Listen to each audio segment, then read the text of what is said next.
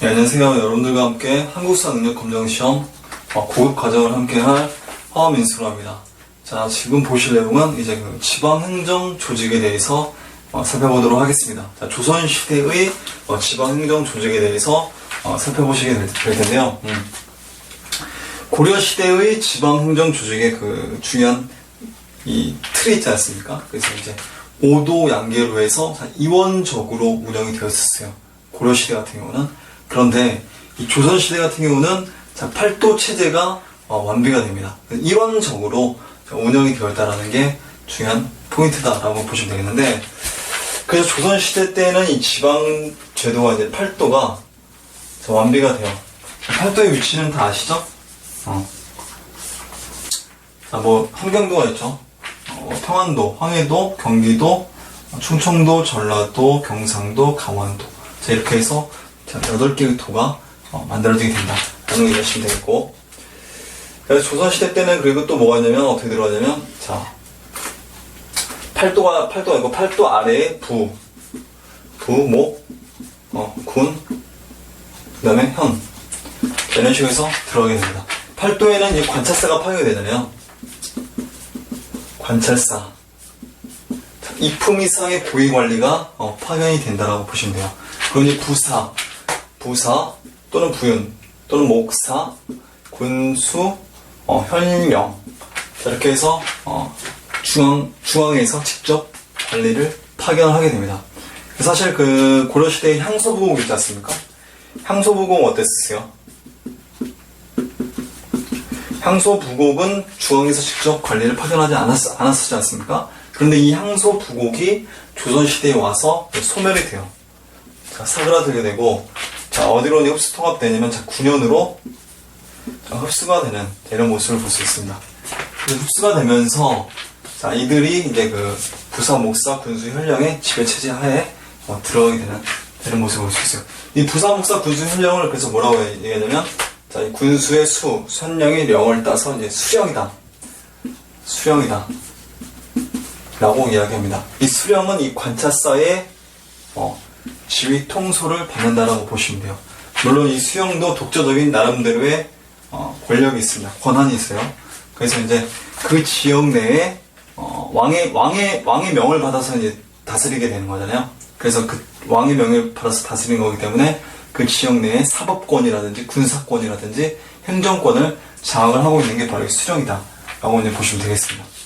임기는 한 1800일이에요. 1800일. 관찰사는 임기가 이제 360일이 되겠습니다. 거의 1년이라고 보시면 되겠죠? 1년?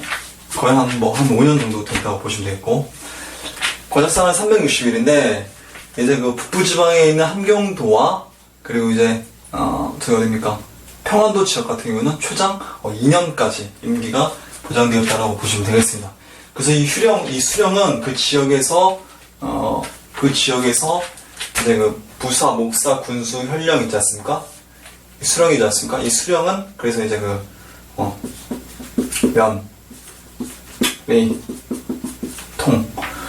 수령은 이 면 있지 않습니까? 면장이라고 얘기하거든요. 그러니까 이 부목군현 아래 하위 행정 단위가 뭐냐면 면리통이에요. 지금도 면리통 사용하지 않습니까? 면리통인데 이 면의 우두머리, 면장이라고 얘기하는데, 면장 또는 면임이라고 얘기하는데, 지방관은 아니에요. 중앙에서 파견된 지방관이 아닙니다.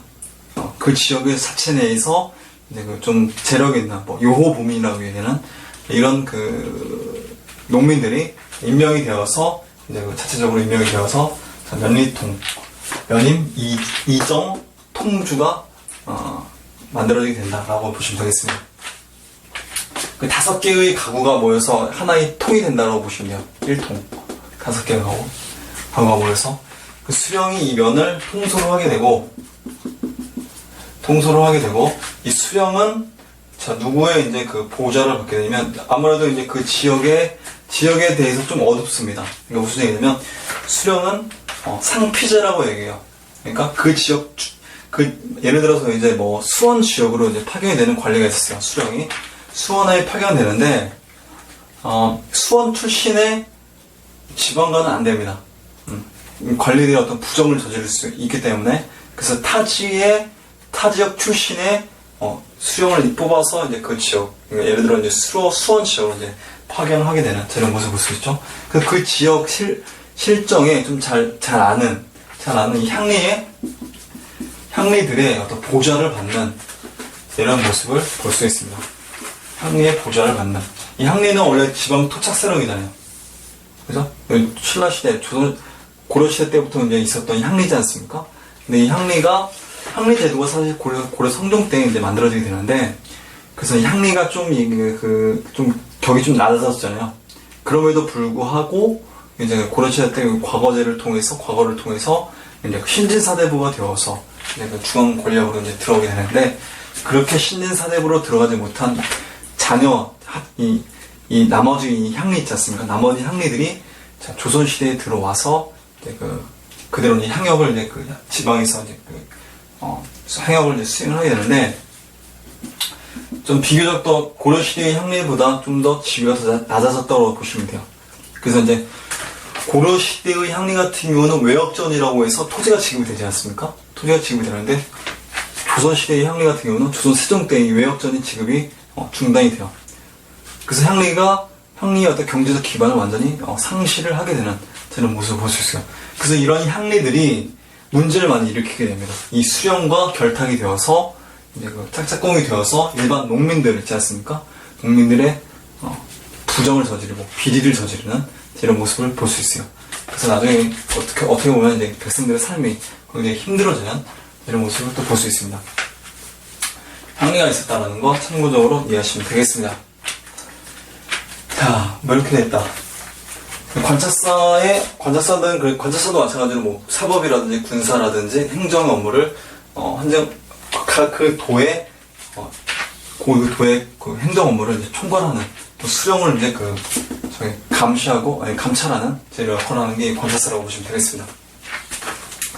그런 이제 고려 시대 때는 이 안찰사 같은 경우는 그 지역을 이제 순시를 하게 되면서 독자적인 안찰사의 업무를 수행하는 그 기관이 없었잖아요. 그러니까 행정 업무를 볼 수 있는 그 행정 기관이 없었잖아요. 근데 이 관찰사 같은 경우에 가명이라는 독자적인 행정 이 기관이 만들어지게 되면서 여기서 이제 업무를 직접 수행하게 되는 이런 모습을 또 볼 수 있습니다. 가명. 그래서 이제 관찰사 다른 말로 이제 뭐 감사라고도 얘기해요. 감사. 그렇죠. 그래서 평양 감사이지 않습니까? 평양에 가명이 설치가 되어 있었거든요. 평양 감사, 평양 관찰사라고 이제 보시면 되겠습니다. 평안도 관찰사라고 보시면 되겠습니다. 평안도 관찰사, 평양 감사가. 자, 뭐 향리와 수령의 뭐 이런 모습들이 있었다라는 걸 이해하시면 되겠는데, 어쨌든 우리 교재 내용을 보시게 되면, 자, 왼쪽에 지도에 보시게 되면 한성무, 유수부, 부목 9년 이렇게 들어가게 되겠죠. 그리고 뭐 병영도 있고 수영도 있고 뭐 이런 내용도 있다. 그리고 뭐 각 도의 변천사들이 뭐 이렇게 나와 있는데, 여러분들 한번 보시고요. 자, 보시게 되면 이제 팔도가 이제 구분이 되죠. 일원화되면서 330여 개의 모든 구년에 수령이 파견되었다. 향부곡소를 폐지하여 9년으로 승격이 되었다는 거 설명해드렸었죠. 그다음에 수령 권한이 강화되고 향리 지위가 고려 시대보다 격화가 되는 이런 모습을 볼 수 있습니다.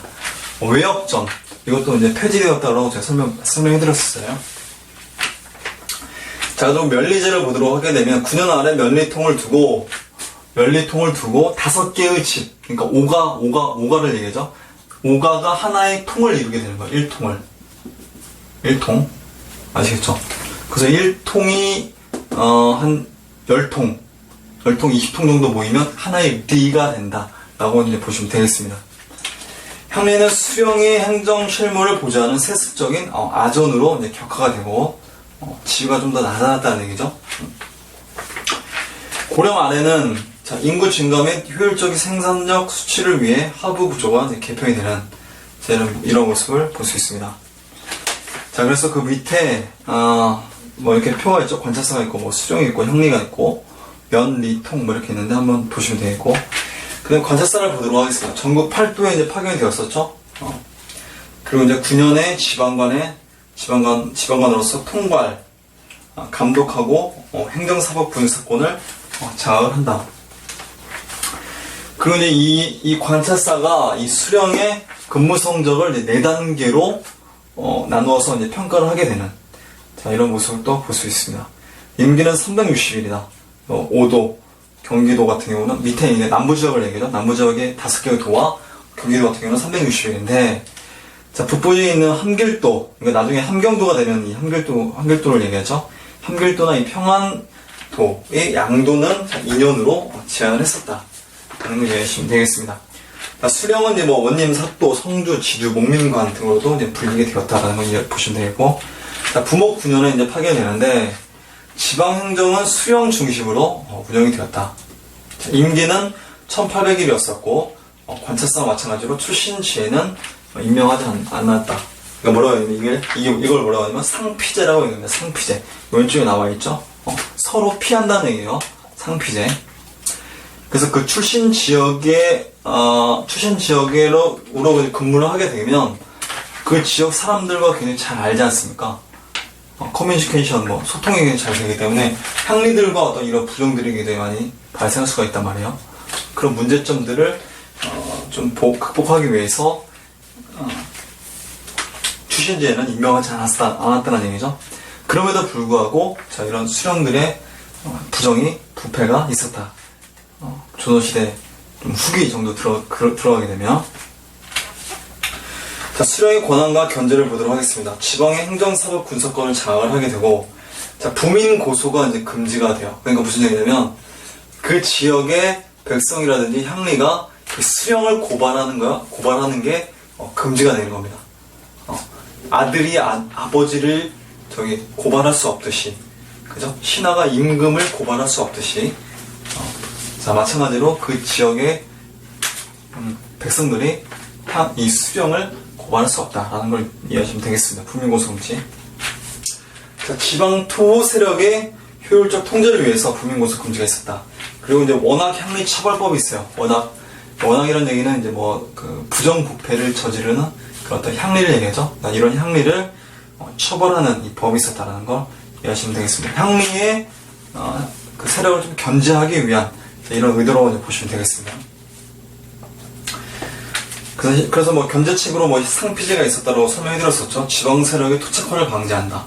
관찰사가 수령을 평가한 후에 보고를 하고, 또는 암행어사를 파견해서 시찰하기도 하는 이런 모습을 또 볼 수가 있습니다. 자, 그래서 다음 페이지 보시게 되면 수령의 임무가 있는데요. 향촌에서 이제 그 수령 7사라고 얘기해요. 수령 7사. 수령이 해야 될 7가지 임무다. 그래서 이 수령 7사의 내용을 가지고 고과에, 인사고과죠. 인사고과에 이제 반영을 하는 이런 모습을 볼 수 있습니다. 그래서 농장 번성을 한다. 농업과 이제 잠업을 얘기하죠. 옷 만드는 산업, 이 잠업이 있지 않습니까? 그리고 이제 호구 증가, 인구 증가를 얘기하는 거겠죠. 교육 진흥한다. 군대를 정비한다. 교육 부역을 균등하게 한다.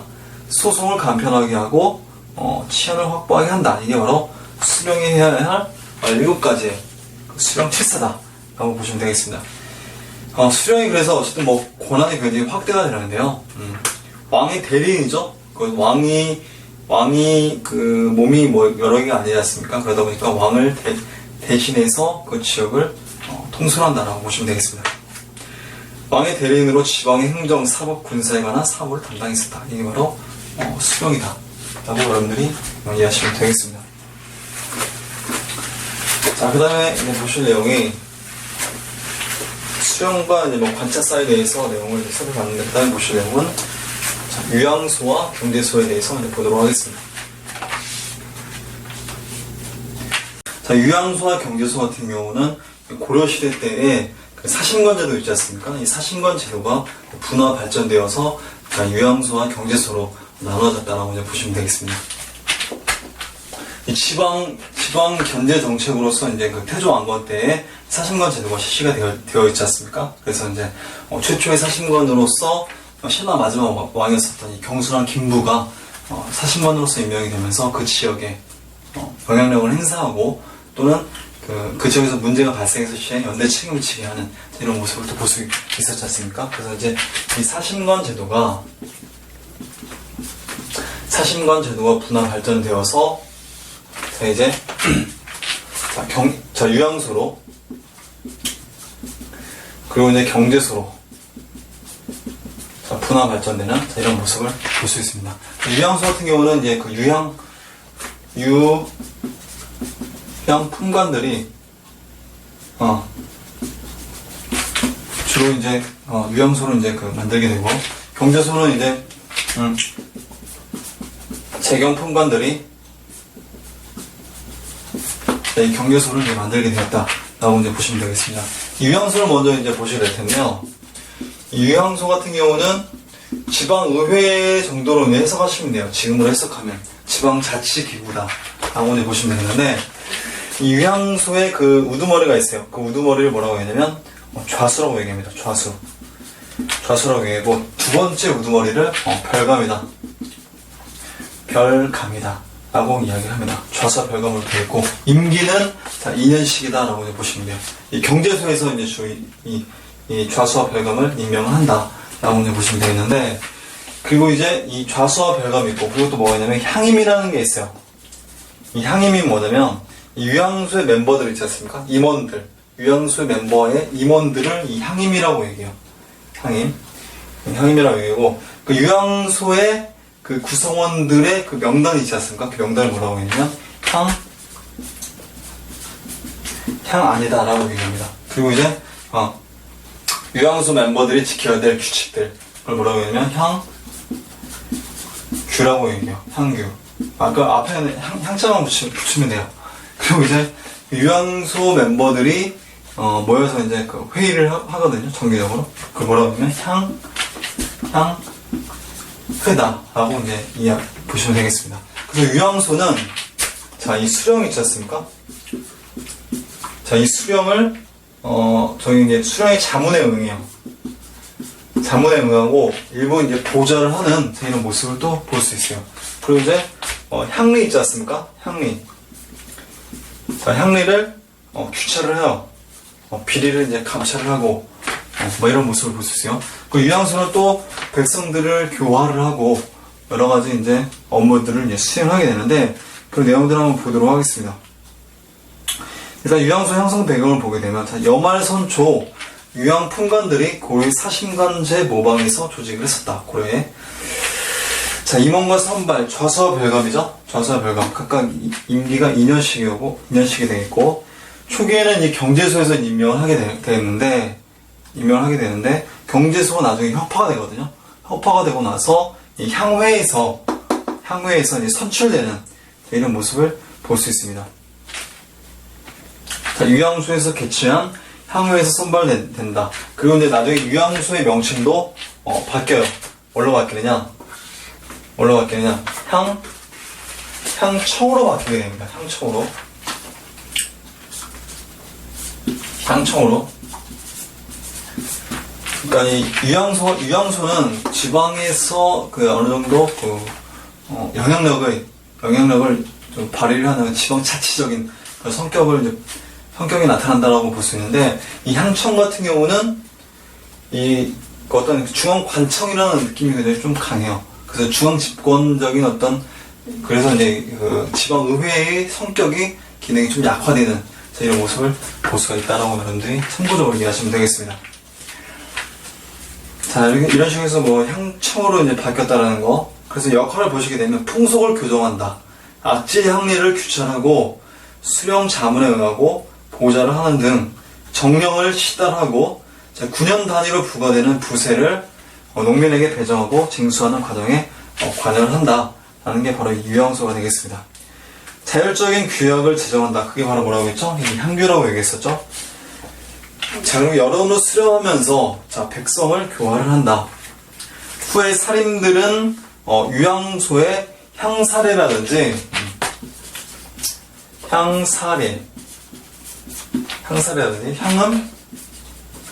향음, 주례의 행사를 이제 거행을 하기도 합니다. 향사례는 뭐냐면 활쏘기 행사예요. 활쏘기. 그 지방의 향초사회의 어떤 단합이라든지 이런 걸 다지기 위해서 활쏘기 대회를 이제 하게 됩니다. 향사례. 그리고 이제 음주.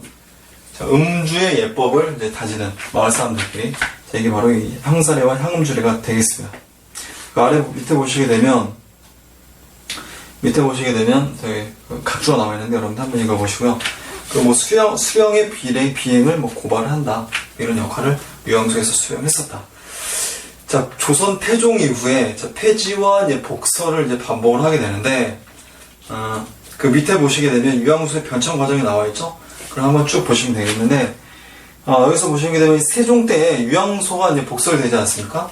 유양소가 복설되면서 경제소에서 유양소를 이제 관할하고 향리와 향품을 규천한다고 이렇게 나와 있었잖아요. 그리고 이제 세종과 성종 사이에 사실 또 어떤 사건이 발생하게 되면 이시의 난이 발생하게 돼요. 이시의 난 이후에 유양소 제도가 이제 폐지가 됩니다.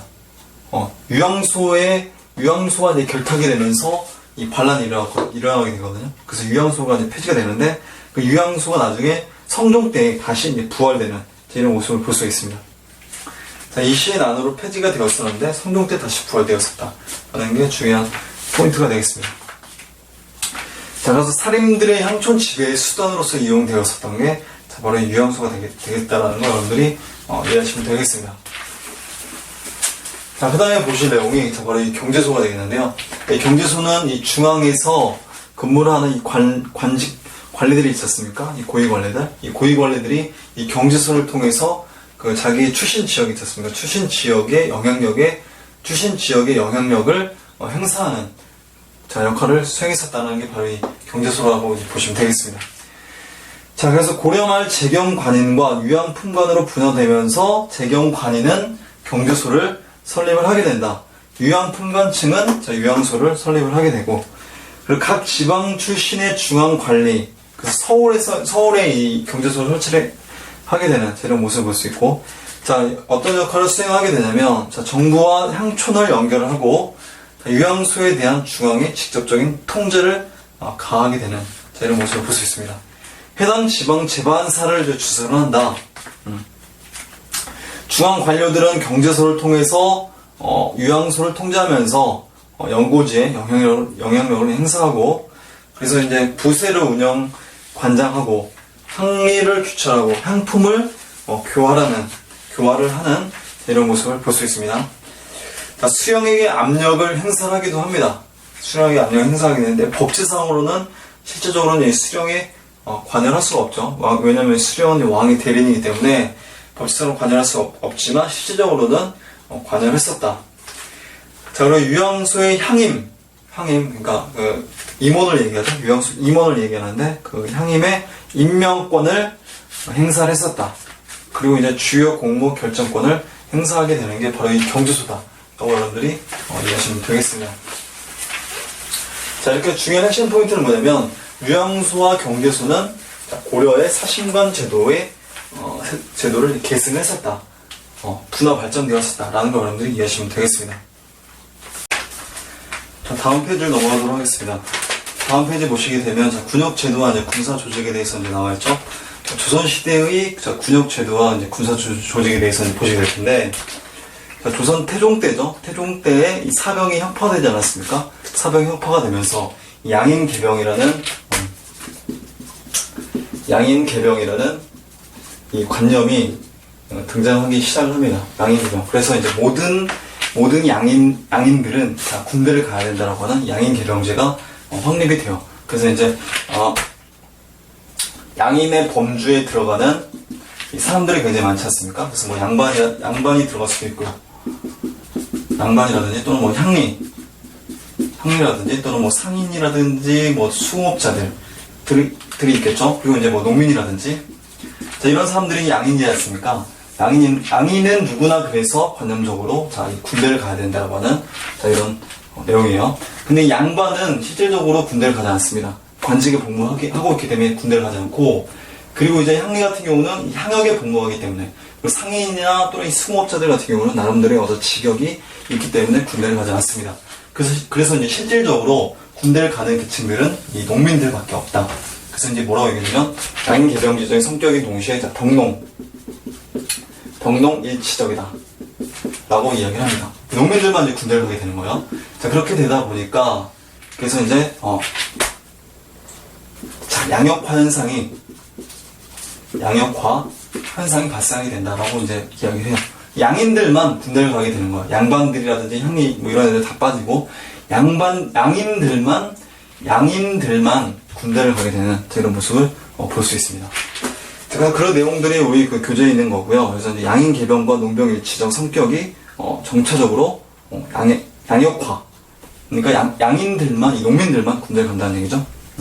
원래는 양반들도 군대를 가야 되지만, 그리고 실질적으로 양반들도 고급 특수병이라든지 이런 쪽으로 들어가기도 합니다. 순간적으로.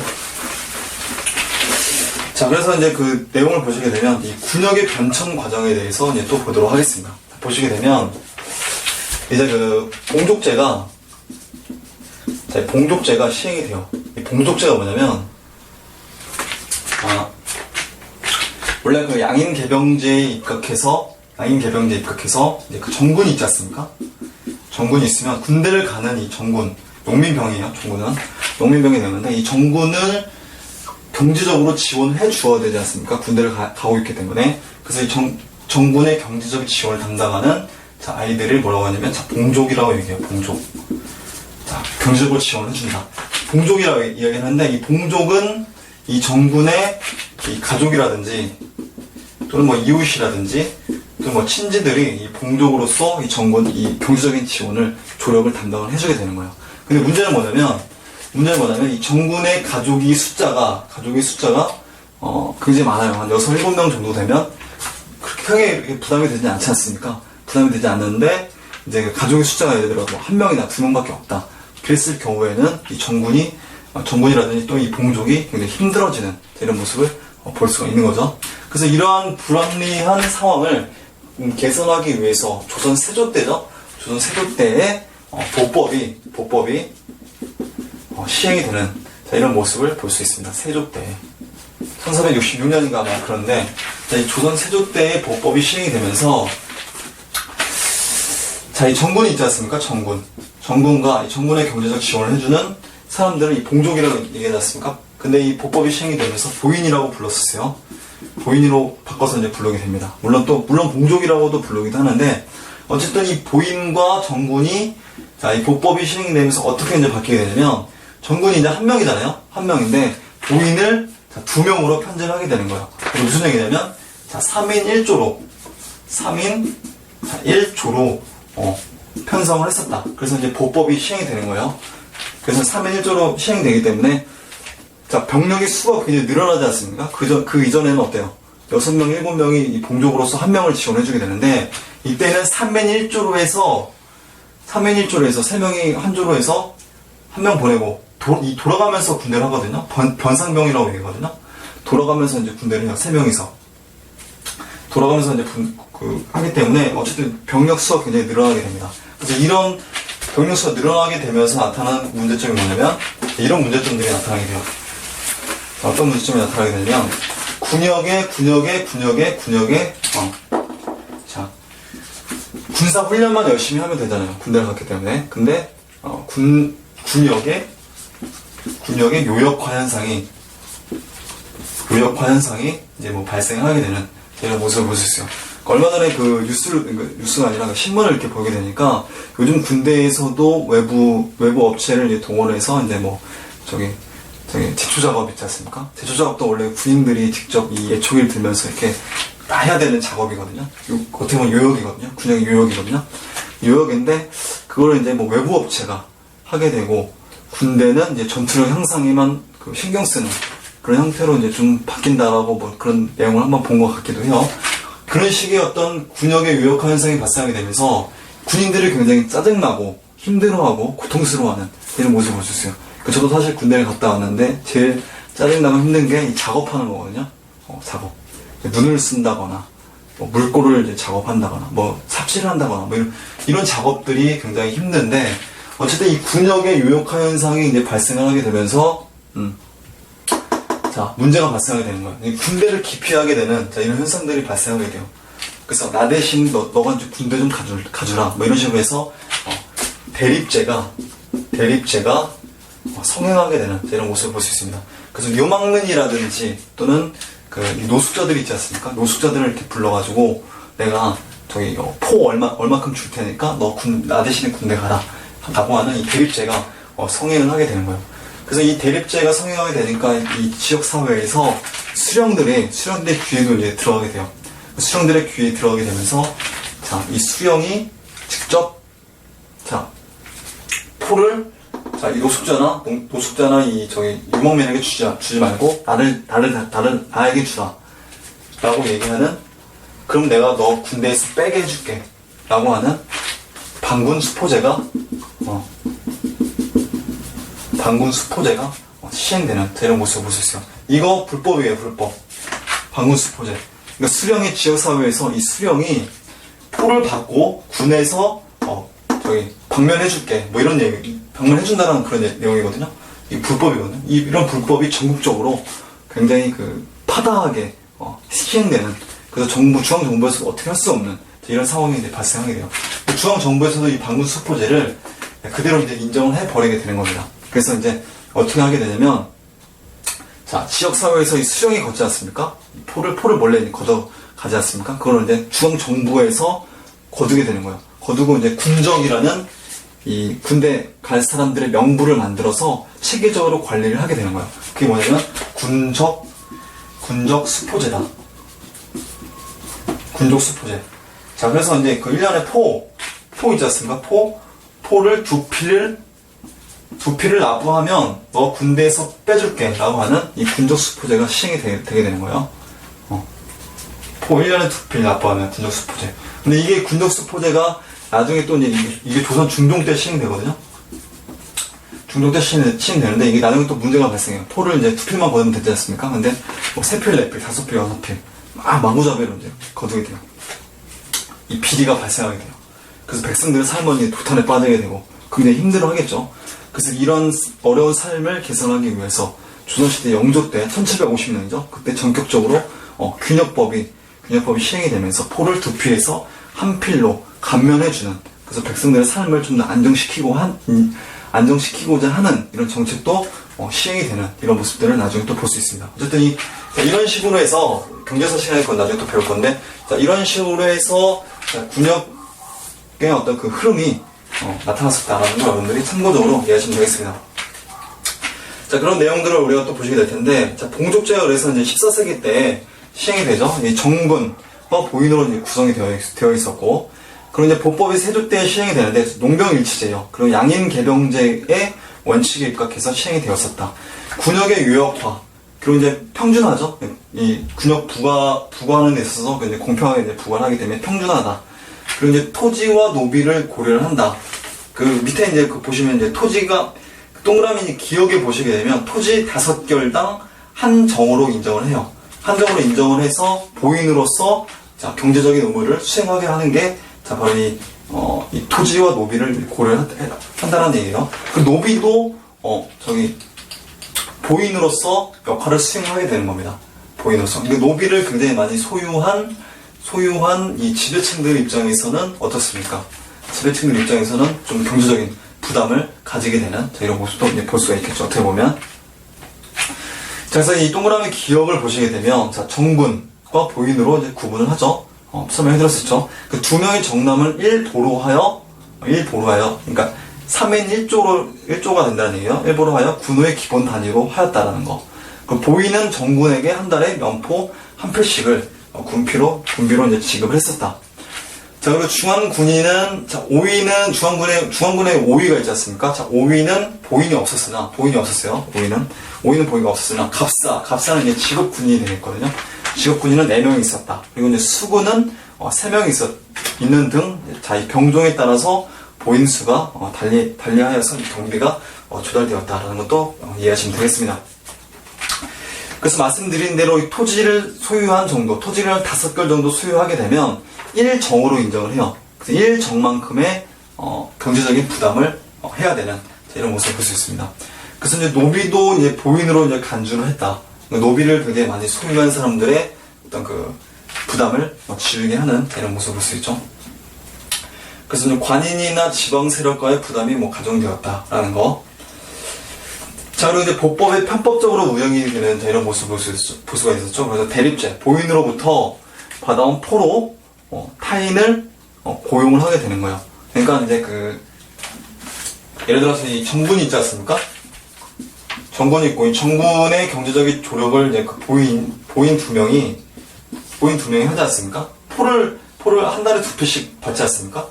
한 달에 2표씩 받게 되면 그 포를 가지고, 자, 노숙자나 또는 유럽민들을 찾아가서 나 대신 군대 가달라고 얘기를 하게 되는 거예요. 그게 바로 이 대립제다라고 이제 보시면 되겠습니다. 그러니까 자발적 대립에서 나중에는 강제적 대립으로 전환이 되는 이런 모습도 이제 나타나게 되는데, 자, 그리고 이제 이 관리들의 어떤 부정, 그러니까 이 지방 수령들이, 이 지역사회 수령들이 이 반군 수포제의 이 비리를 저지르곤 하는 이런 모습을 볼 수 있었죠. 많은 포로 면역의 대가를 이제 지급을 하고, 다시 이제 귀양하는 방법, 너 군대에서 빼줄게 라고 하는 병목 비리가 되겠습니다.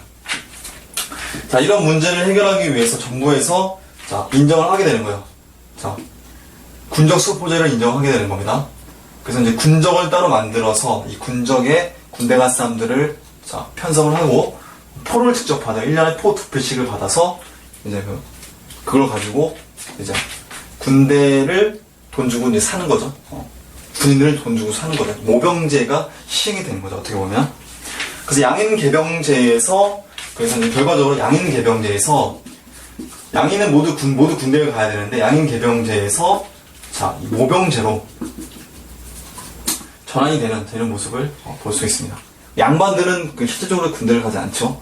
그러니까 양인들 중에서도 이 농민들만 주로 이제 굉장히 힘들어하는, 군포에 힘들어하는 이런 모습을 볼 수가 있습니다. 자, 여기까지 내용을 이제 살펴봤었고요. 그 다음에 이제 보실 내용이 군사 조직에 대해서 살펴보도록 하겠습니다.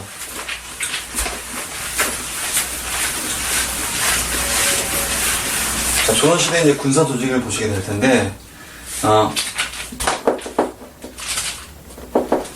군사 조직을 보시게 되면, 이 중앙군이 있지 않습니까? 중앙군이 있고, 그리고 이제 지방군이 있지 않습니까? 지방군을 뭐라고 하냐면, 이 지방군을 영진군이라고 얘기해요. 자, 영과 진을 중심으로 해서 방어를 한다. 그래서 영진군이라고 이야기를 합니다. 중앙군이 있고 영진군이 있다는 걸 이해하시면 되겠는데, 이 중앙군은 5위로 이제 구성이 되어 있어요. 5위로 구성되어 있는데, 이렇게 되어 있습니다. 그래서 이제 의흥위, 용량위, 그 다음에 호분위, 충좌위, 그리고 이제 충우위, 5개의 5위로 이제 구성이 되어 있다. 그래서 이 5위 안에는 어떤 식의 이제 병력들이 이제 편제해 있냐면, 그래서 이제 특수군, 양반 자제들이라든지 또는 이 왕실의 어떤 자제들이 이 특수군으로서 들어가게 돼요. 일종의 어떤 장교 정도로 이제 보시면 되겠습니다. 특수군으로 들어가게 되고, 그리고 이제 갑사라는 지금으로 해석하면 직업군인 정도로 이제 보시면 되겠습니다. 이 부사관 정도로 이제 보시면 되는데, 이런 갑사들이 편제가 되어 있었고, 그리고 지방에서 중앙으로 파견된 이 농민병이 있지 않습니까? 이 정군으로 편제가 되어 있었다는 게 바로 이 5위가 되겠습니다. 그래서 이제 수도를 방위하고 궁궐을 수비하는 이런 역할을 수행하는 이런 게 바로 이 중앙군이 되겠습니다. 자, 그래서 이제 우리 교재 보시게 되면 중앙군 5위제가 이제 세조 3년에 1457년에 이제 만들어지게 되는데, 자, 태종 때 사병혁파 이후 몇 차례 변화를 거쳐서 의흥위, 용량위, 호분위, 충자위, 충무위로 확정이 되었었다. 자, 역할은 궁궐이라든지 서울을 수비하고 지방군을 통솔하는 그런 역할을 했었던 게 바로 이 중앙군이 되겠습니다. 그래서 이제 구성을 이제 보시게 되면 이 특수군이 있죠. 특수군은 위, 그러니까 이 위를 얘기하는 거예요. 위에서 이제 5위에서 왕실을 호위하고 왕실의 어떤 원칙, 그러니까 왕실의 어떤 왕족을 얘기하죠. 왕족이라든지 대신의 자제, 공신의 자손 등으로 이제 구성되어서 품계와 녹병을 받는다. 자, 이들을 이제 뭐라고 하냐면 이 특수병이라고 얘기하죠. 특수병. 특수군이 이제 조직이 되고, 그리고 또 뭐가 있냐면 이 갑사가 있습니다. 갑사. 일종의 직업군인 정도로 이제 보시면 되겠습니다. 그래서 이제 무예 시험을 통해서 선발하게 된다. 이 정예 부대예요. 주로 이제 이 의흥 위에 주로 많이 배속이 되었다라고 하는 게 바로 이 갑사라고 이제 보시면 되겠습니다. 그리고 이제 지방에서 올라와서 본상에서 올라와서 자, 복무하는 이 정군이 있겠죠. 정군은 그래서 이제 복무 기간에 따라서 이제 상계를 받는다. 라는 것도 이해하시면 되겠습니다. 근데 지방군은 그래서 또 이제 그 영진군으로 이제 편성되었다고 얘기하는데, 우리 교재에 보시게 되면 이제 그 진관체제라고 나와있죠? 진관체제가, 앞 시간에도 설명해드렸던 것 같은데, 진관체제가, 시행이 돼요. 조선시대 때 이 세조 때, 지역방어체제예요. 지역방어. 그러니까 무슨 얘기냐면, 이 영이 있지 않습니까? 영? 각 지역에 영이 이렇게 있어요. 영이 이렇게 있으면 큰 진이 있어요. 거진이 있고 나머지 진들이 이렇게 있지 않습니까? 그 영을 중심으로 해서 이 거진을 중심으로 해서 나머지 그 고을들을 질 통솔하게 하는 이런 체제가 이제 진관체제라고 보시면 돼요. 그 지역 단위의 영 단위의 방어 체제라고 이제 보시면 되겠습니다. 그래서 이제 이 영진군 체제가, 그러니까 이 진관체제가 어떤 식의 그 역할을 수행하게 되냐면, 예를 들어 이렇게 이제 그 영이 이렇게 있지 않습니까? 영. 자, 영이 이렇게 있으면, 자, 외적이 이제 쳐들어오게 돼요. 외적이 이제 쳐들어오게 되면, 여기서 이제 그 지역 방어 체제로서 이제 맞서서 이제 싸우게 되지 않습니까? 싸우게 되면 여기서 이제 그 일단 졌어요. 지게 되면 그 다음 진관으로 가서 또 싸우게 돼요. 진관으로 또 싸우게 되면 또 지게 되죠? 또 이쪽에서 또 싸우게 되고, 또 싸우게 되면서 외적들의 어떤 피로도가 증가를 하게 되면서, 자, 우리의 어떤 그 힘을 결집시킬 수 있는 이런 장점이 있는 게 바로 진관체제라고 이제 보시면 되겠습니다. 근데 이제 1555년이죠? 1555년에 을묘외변이 이제 일어나게 되거든요. 전라남도 이제 강진, 이 지역을 중심으로 해서 외적이 이제 쳐들어오게 돼요. 쳐들어오게 되면서 이 진관체제를 무력화시키는 이런 모습을 볼 수 있습니다. 그래서 이제 진관체제가 이제 뭘로 바뀌게 되냐면 재승 방약 체제로 바뀌게 되는 이런 모습을 볼 수 있어요. 재승 방약 체제로. 이 재승 방약 체제는 장점이 있습니다. 어떤 장점이 있냐면 대규모 병력을 동원하는 데 있어서 장점이 있어요. 그래서 이제 이게 재승 방약 체제로 그렇지만 훈련을 제대로 하지 않거나 제대로 이제 방비를 하지 않으면 오합지졸이 될 수 있다는 이 단점도 있는 거, 단점도 있는 게 바로 재승 방역 체제죠. 그 왜군이 1592년 임진왜란을 일으키지 않습니까? 임진왜란을 일으키면서 이제 파죽지세로 이제 밀고 올라오잖아요. 밀고 올라오게 되면서 이 충주의 이 탄금대에서 이 전투를 벌이지 않습니까? 전투를 벌이게 되는데, 이때 재승방약 체제로 일본군과 왜군과 맞서서 이제 싸우게 되는 거예요. 그래서 각 지역에서 이 충주 지역으로 모이게 되는 거예요. 모이게 되고, 이 재승방약 체제는 중앙에서 장수가 파견이 됩니다. 장수가 파견이 되어서 이제 그 대규모 병력을 모아서 한 방에 이제 싸우게 되는 거예요. 이게 바로 재승방약 체제예요. 그래서 이제 대규모 외적과 맞서서 싸우는 데 있어서는 유리하지만 제대로 그 훈련되지 않거나 연습을 하지 않았을 때에는 무용지물이 될 수 있다는 게 바로 이 재승방약 체제. 그리고 또 한 번 왜군에게 이제 패하게 되면 이제 그 어떻게 됩니까? 더 이상 군대의 어떤 회복이 불가능해지는 이런 단점을 가지고 있는 게 바로 또 이 재승방약 체제가 되겠습니다. 그래서 임진왜란 중에 다시 진관체제가 다시 복구되는 이런 모습을 또 볼 수가 있어요. 아시겠죠? 자, 그런 내용을 이제 간단하게 살펴봤었습니다. 자, 그래서 군사조직의 내용을 보시게 되면, 중앙군은 오위제죠? 말씀드린 대로. 자, 이렇게 되었고, 그러니까 지방군을 보시게 되면, 그래서 이제 진관체제가 세조 때 시행이 되는데, 9년 단위의 방어체제예요. 거진이 설치된, 고을의 수령은 독자적인 작전권을 가지게 된다. 수령이 사법권, 행정권, 군사권을 통솔한다고 얘기했었지 않습니까? 그래서 이런 식의 작전권을 가지게 된다라는 거 보시면 됐고, 다음 페이지 넘어가도록 하겠습니다. 그 도의 편성을 보시게 되면 각 도에, 그러니까 1개에서 3개씩의 병영은 육군을 얘기하죠. 수영은 해군을 얘기하고 해군을 설치를 하게 된다. 전국을 방위 체제로 이제 해서 이제 조직화했었다라는 게 이 진권 체제라고 보시면 되겠습니다.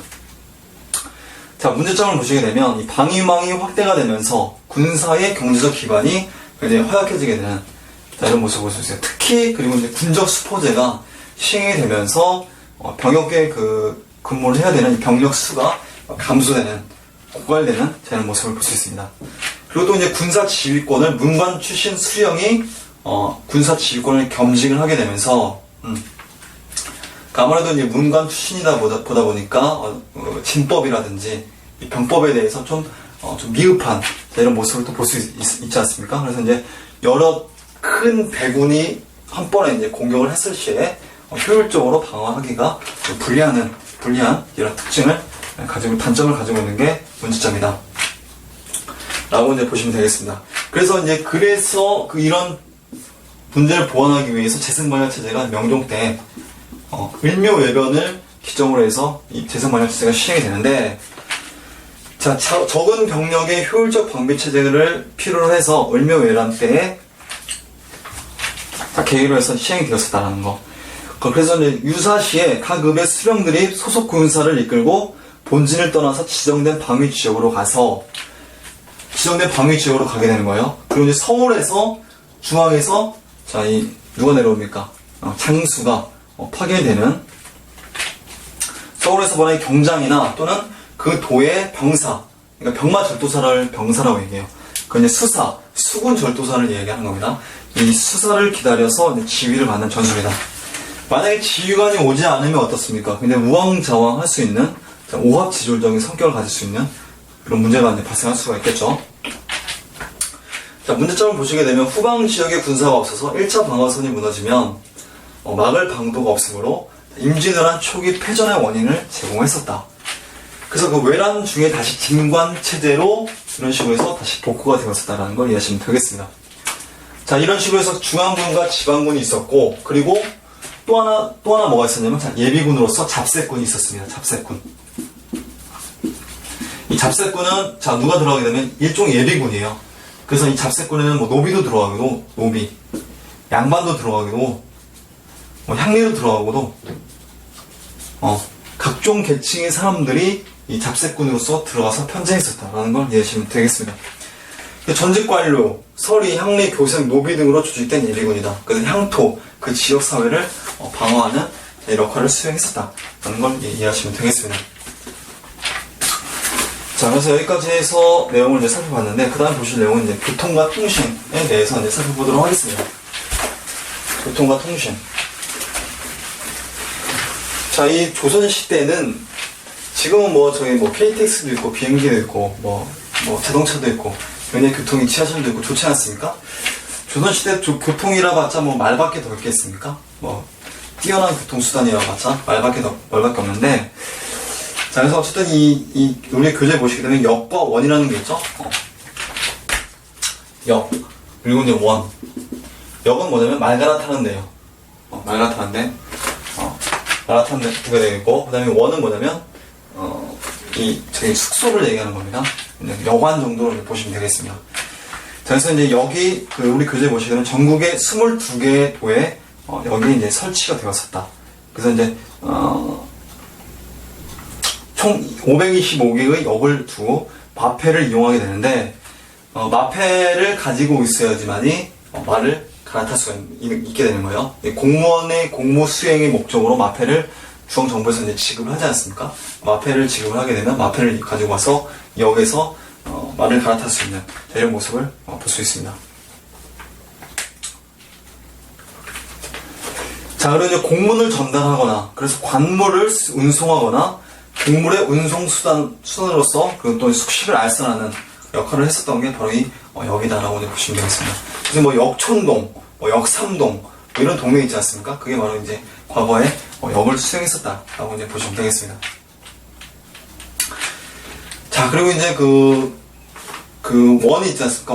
원. 관리나 상인에게 숙식을 제공하고, 관에서 설치한 국립 숙박업소다. 사리원, 조치원. 그래서 역에는 저 역촌동, 역삼동, 이런 게 이제 대표적인 역이 되겠고, 원에는 이제 조치원이라든지, 뭐 사리원, 자, 이런 원들이 있었다. 뭐 이태원,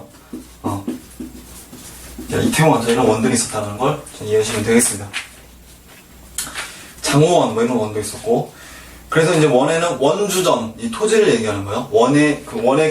이 원의 경비를 마련하기 위해 지급이나 이 토지를 얘기하는 건데, 원주전을 지급을 받아서 원주가 이를 운영을 했었다. 라는 걸 이해하시면 되겠습니다. 영원 제도가 있었고, 그리고 그것도 뭐가 있으면 이 봉수 제도가 있었죠?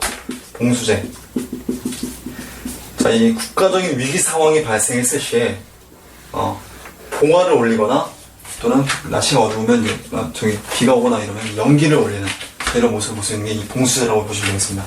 그래서 이제, 예를 들어서, 서울에 이제 목멱산, 남산 있지 않습니까? 목멱산이 최종 봉화의 그 최종 지역이 되겠거든요. 최종 지역이 되겠는데, 외저 이렇게 쳐들어오지 않습니까? 쳐들어오게 되면, 적을 이제 발견해요. 그 평시에는 봉화가 1개예요. 1개. 적 발견을 하면 2개. 적이 이제 접근하면 3개. 치열하게 전투를 벌이게 되면 4개. 뭐 이런 식으로 해서, 이제 하게 되는 거예요. 자, 이게 그 밑에 보면, 그래서 이제 참고자로 나와있죠? 봉화는 평시에 횃불 1번, 적이 나타나면 3번, 국경을 넘으면 4번, 교전 상태에 들어가면 5번을 올린다. 검은 구름이 끼거나 비바람이 세서 불과 연기로 신호할 수 없을 때는 특사인 봉수군이 차례로 달려가서 상부에 보고를 했었다. 라는 게 바로 이 봉수제가 되겠어요.